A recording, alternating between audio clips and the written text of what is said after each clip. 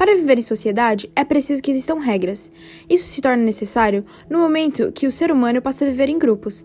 As regras existem para facilitar a convivência em um país, pois são leis necessárias que afirmam os direitos e os deveres das pessoas que nele vivem. A Constituição é o conjunto de leis mais importantes de um país. No Brasil, vivemos em uma federação, por isso ela é conhecida como Constituição Federal, e está dividida em 9 títulos que incluem 250 artigos. Nesse vídeo, vamos falar sobre o artigo 3º, composto por 4 incisos, que são os Objetivos da República Federativa do Brasil.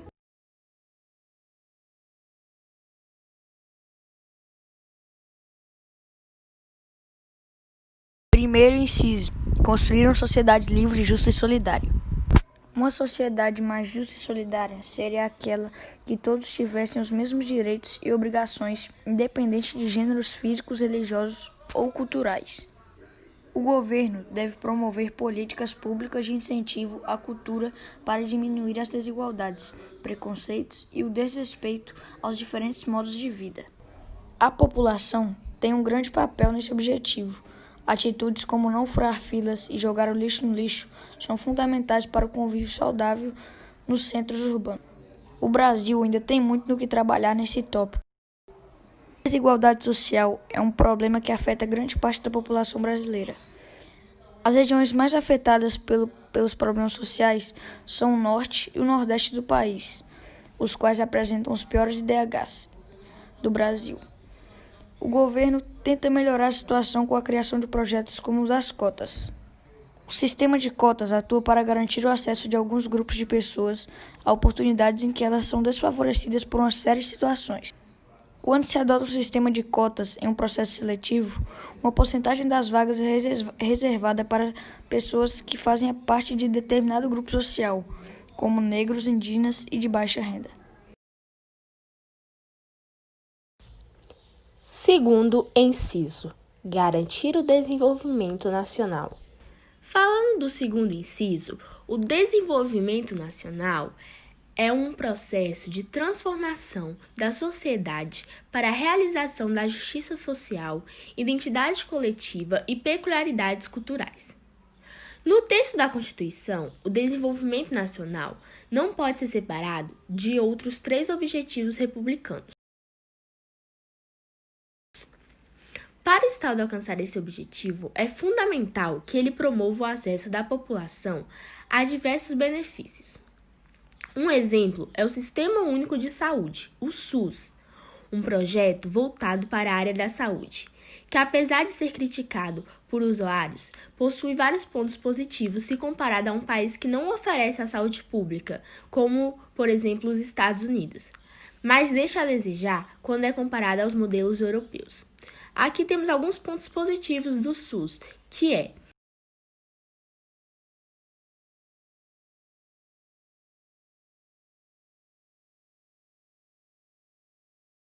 ser o maior programa de transplante de órgão do mundo.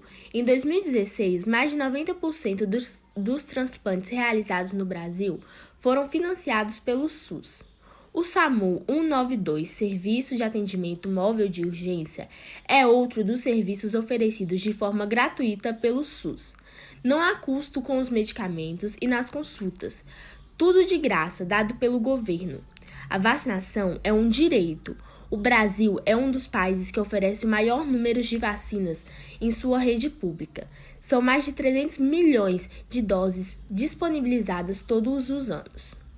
Em contraposto, nós temos os pontos negativos, que são a falta de leito de emergência, a má administração financeira, pois o economista Paulo Federman diz que a administração do sistema público é uma tragédia.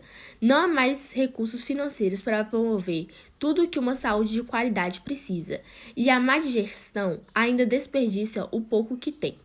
E também temos, em consequência, o alto número de mortes.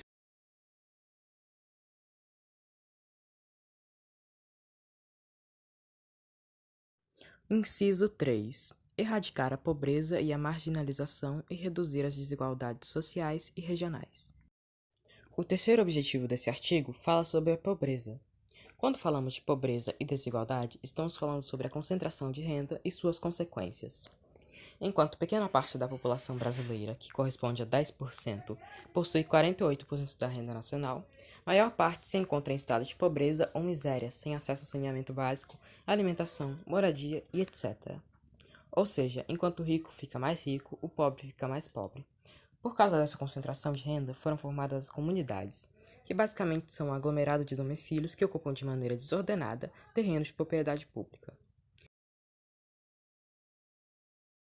A marginalização e a pobreza estão relacionados.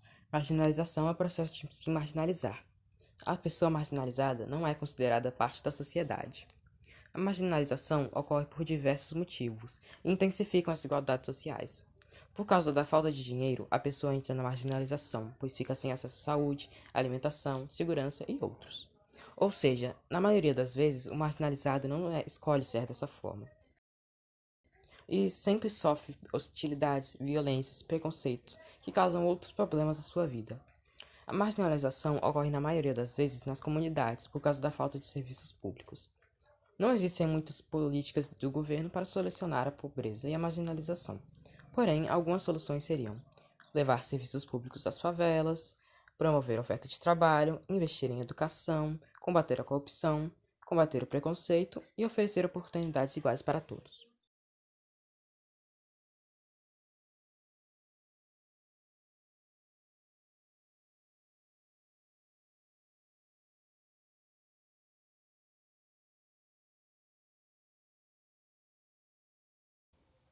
Quarto inciso: promover o bem de todos sem preconceito de origem, raça, sexo, cor, idade e quaisquer outras formas de discriminação. O quarto objetivo do artigo 3º representa o respeito. Todo cidadão tem que receber os direitos e os deveres que existem na Constituição, independentemente de características como cor da pele, origem, sexo, idade, etc. Esse inciso menciona a discriminação e o preconceito. Você sabe o que essas palavras significam? O preconceito é o ato de criar uma imagem de alguém sem conhecer essa pessoa, julgando-a apenas por características como cor da pele, gênero, idade, etc. A discriminação nasce de uma ideia preconceituosa e é considerada crime, porque exclui e separa as pessoas com base nessas ideias. No nosso país, o quarto objetivo do artigo ainda não foi alcançado completamente.